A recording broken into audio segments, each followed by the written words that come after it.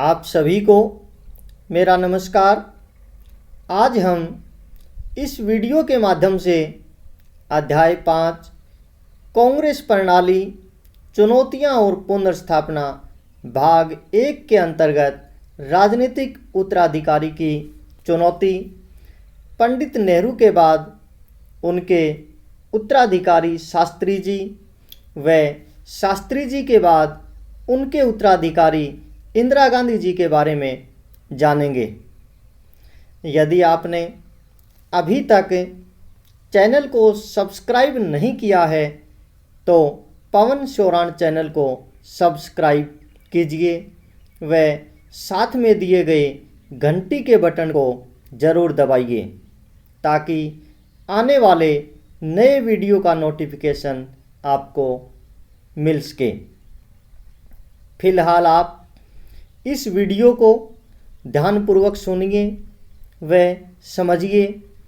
आपको कुछ भी लिखने की आवश्यकता नहीं है क्योंकि मैंने नोट्स आपके लिए लिखे हुए हैं। इस वीडियो में आगे बताया जाएगा कि वो नोट्स आप कहाँ से व कैसे प्राप्त कर सकते हैं।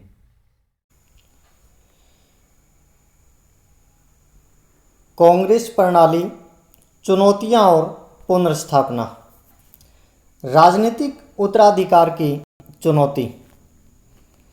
1 वर्ष से अधिक लंबे समय तक बीमार रहने के बाद मई 1964 में पंडित जवाहरलाल नेहरू की मृत्यु हो गई।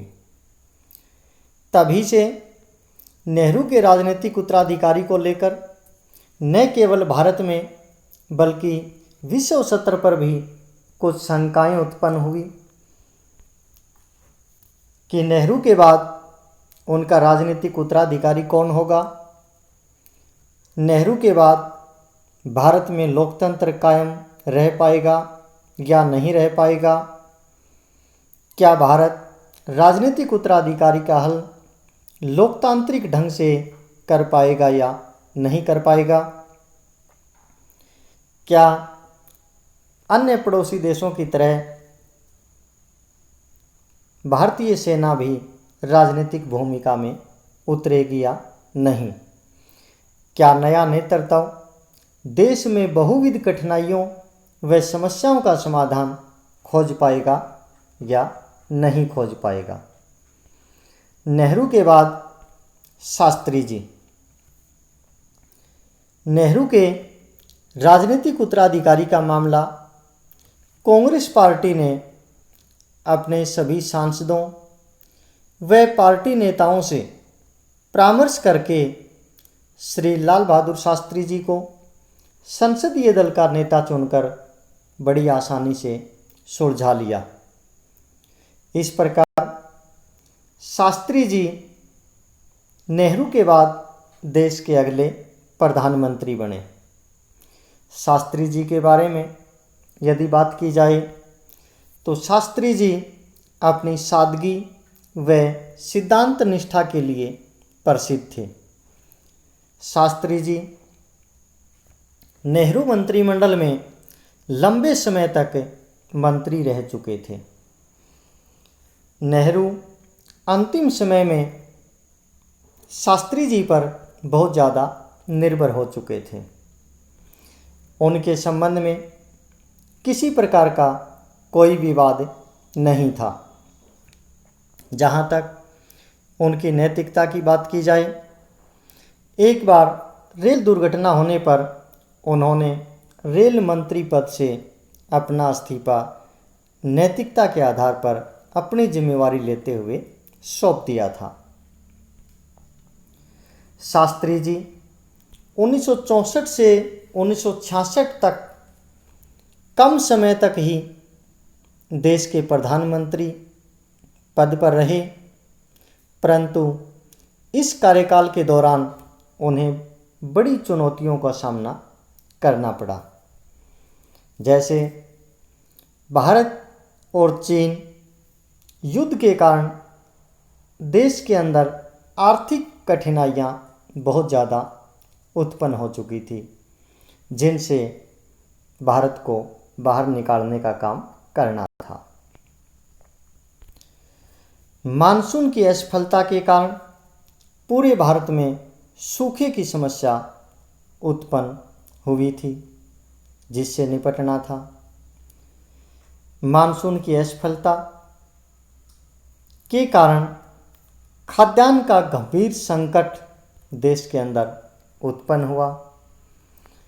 1965 में भारत को पाकिस्तान के साथ युद्ध लड़ना पड़ा, जिससे आर्थिक स्थिति और भी दयनीय हुई।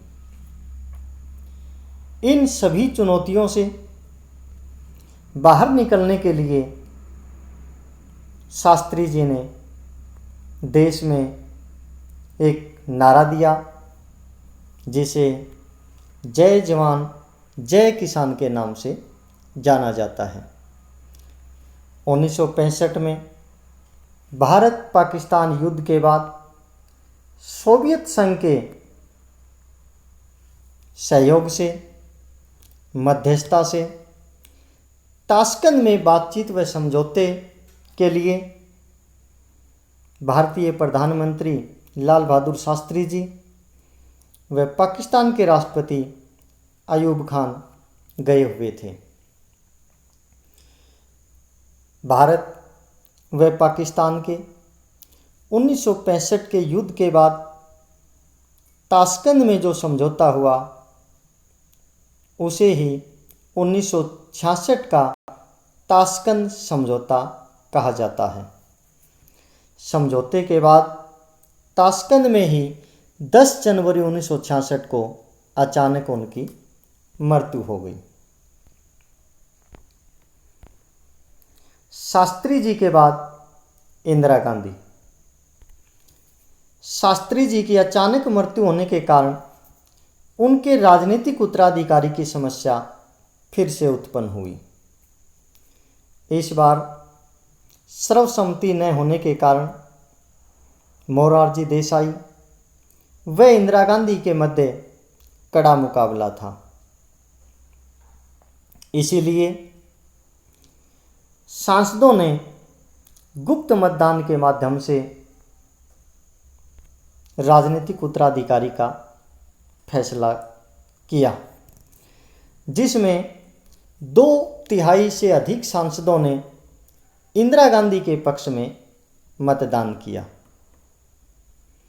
यह भारतीय लोकतंत्र की परिपक्वता को दर्शाता है कि राजनीतिक उत्तराधिकारी के मामले पर कड़ा मुकाबला होने के बावजूद भी राजनीतिक उत्तराधिकारी का मामला शांतिपूर्ण ढंग से सुलझा लिया गया। इस प्रकार हम देखते हैं कि लाल बहादुर शास्त्री जी के बाद अगला नेतृत्व करने की बारी इंदिरा गांधी जी के इससे आई। कांग्रेस के वरिष्ठ नेताओं ने इंदिरा गांधी का समर्थन शायद इसलिए किया था कि वह अनुभवहीन होने के कारण उनके निर्देशन में ही कार्य करती रहेगी। नवनिर्वाचित प्रधानमंत्री अर्थात इंदिरा गांधी के सामने कुछ तात्कालिक चुनौतियां थी, जो इस प्रकार हैं। 1 वर्ष के अंदर ही नए प्रधानमंत्री को लोकसभा चुनाव में पार्टी का नेतृत्व करना था। देश की आर्थिक स्थिति 2 युद्धों 1965 और 1962 के कारण अत्यधिक डगमगा चुकी थी। नेतृत्व को पार्टी पर अपना नियंत्रण बढ़ाना था या अपने आप को और पार्टी दोनों को ही मजबूत करना था। इंदिरा गांधी को अपने नेतृत्व कौशल को विकसित करना था और उसको दिखाना था। नोट्स प्राप्त करने के लिए सबसे पहले आप चैनल को ओपन कीजिए। चैनल ओपन होने के बाद चैनल के अबाउट सेक्शन में सबसे नीचे आपको ब्लॉग का निशान दिखाई देगा। आप जैसे उसे क्लिक करेंगे, क्लिक करते ही एक नया पेज आपके सामने इस तरह से ओपन होगा, जिसमें तिथि वाइज व नाम वाइज ब्लॉग आपको दिखाई देंगे। ब्लॉग के सामने वाले एरो के निशान को जैसे ही आप दबाएंगे तो पूरा ब्लॉग आपके सामने इस तरह से ओपन हो जाएगा। उसके बीच में आपको उसी वीडियो का लिंक दिखाई देगा, जिस पर क्लिक करके आप उस वीडियो को भी देख सकते हैं। सबसे नीचे आपको लाइक, शेयर व कमेंट सेक्शन दिखाई देगा। यदि आपका कोई प्रश्न या शंका हो तो उसे ज़रूर लिखिए, मैं उसका उत्तर देने का प्रयास करूँगा। अगर आपको अच्छा लगे तो अपने दोस्तों के साथ शेयर अवश्य करें। धन्यवाद। चैनल को लाइक, शेयर व सब्सक्राइब